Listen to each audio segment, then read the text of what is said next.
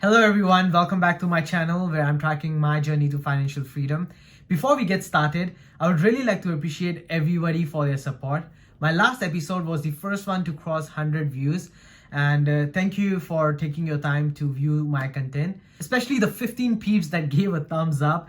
That really helps, so thank you very much. So in that episode, I disclosed my entire stock portfolio to you guys, and my friends who were viewing that episode were curious that why I only invest in stagnant, boring markets and not in the US. Well, I was thinking not to bring up this topic so early in my YouTube journey, since honestly these are very strong views and I'm just a small little nobody. Nevertheless, now I think that even if shit goes down, this will still make a juicy topic and I'm doing it. So in this episode, I'm going to share with you guys the reason that I don't invest in the US market. So let's hit it out.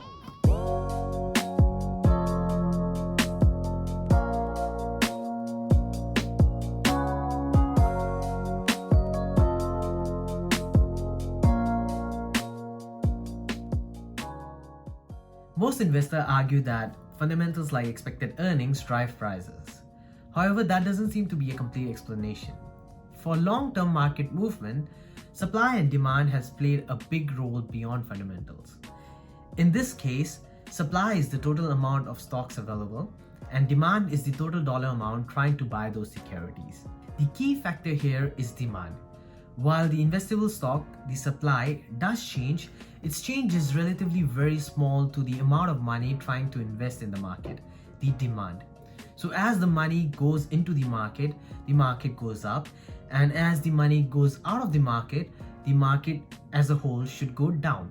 It's basically that simple. To properly be a long-term investor, you should only invest in the market if you think everybody else is going to keep their money inside, if not add to it.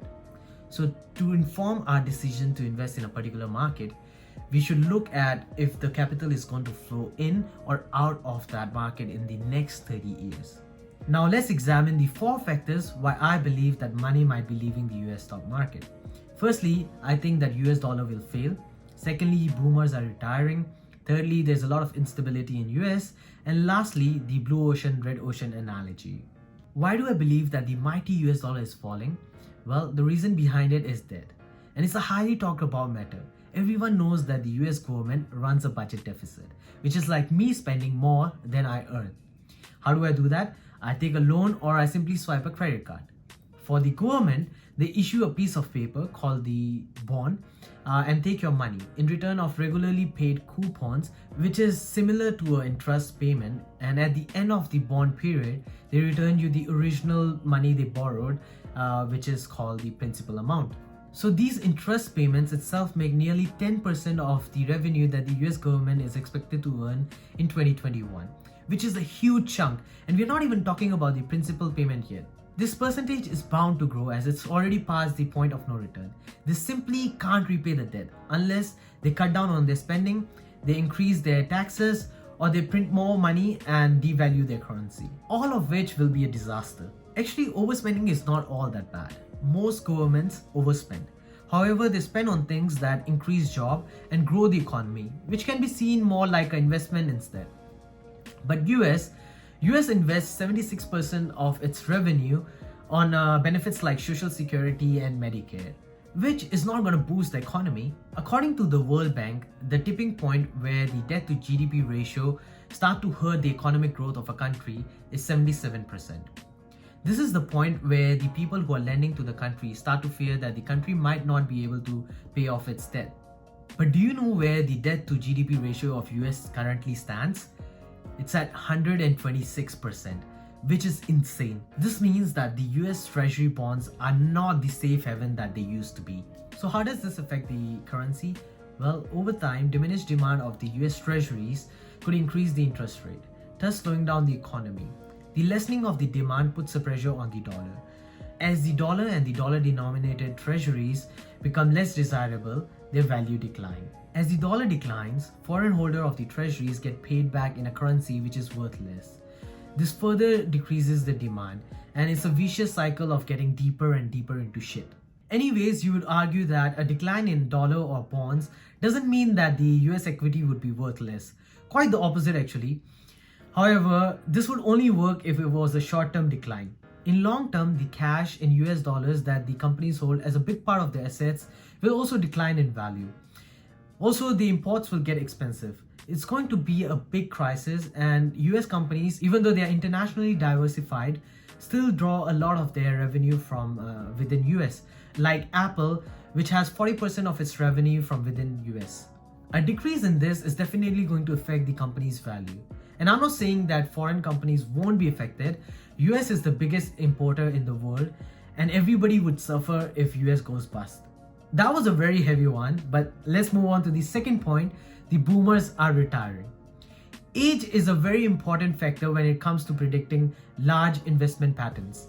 As of now, the majority of the boomers are in the age group in between 55 to 73, and 24% of these boomers are still working. This means that in the next decade, they will be retiring. Historically, those preparing for retirement tend to make major changes to their savings and portfolio.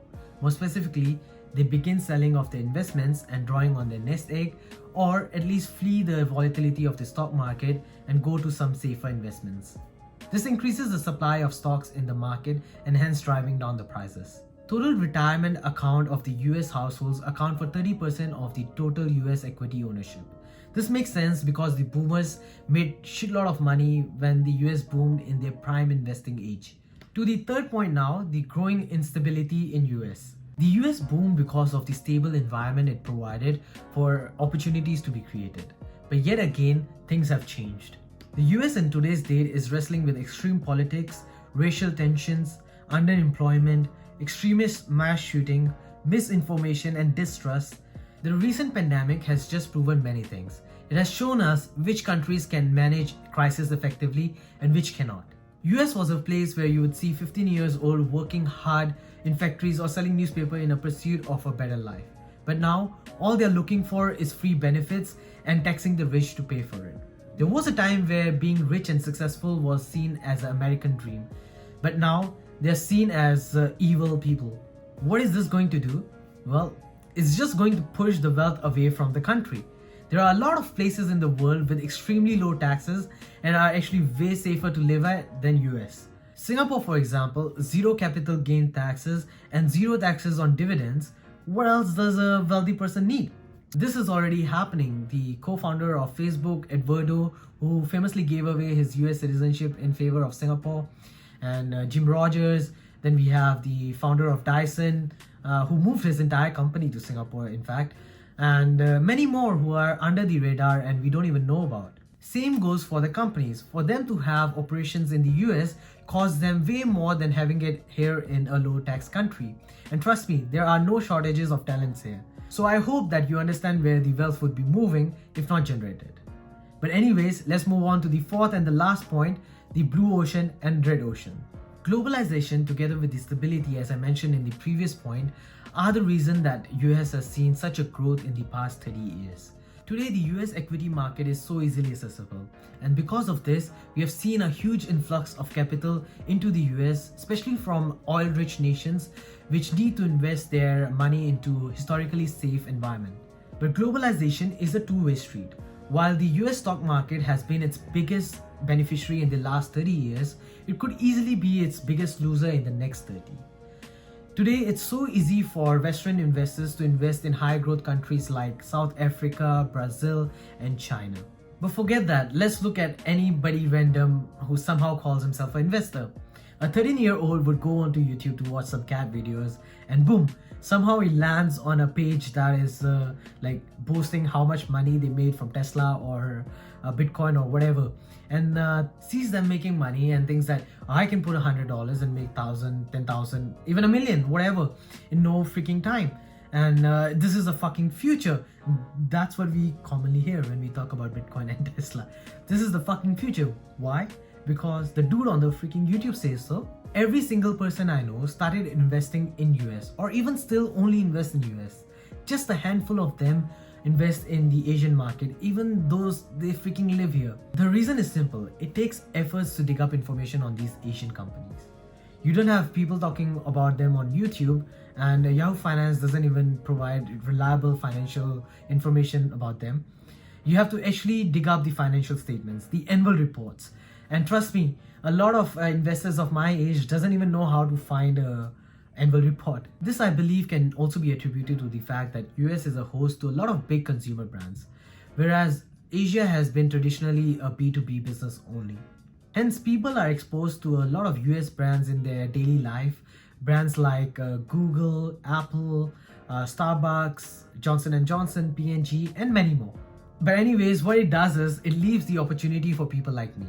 Just by putting in a little bit more efforts to read up the annual reports, I'm able to pick up companies at an amazing deal compared to the overpriced US market.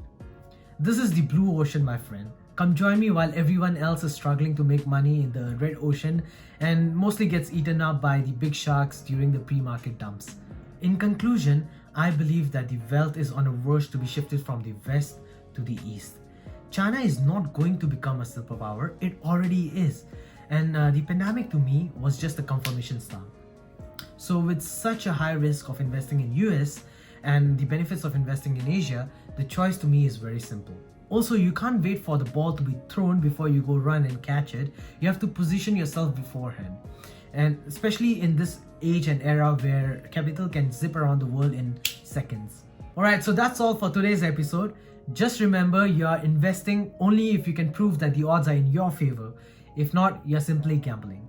Like always, if you're interested to hear more from me, just subscribe and stay tuned. Until the next episode, ciao.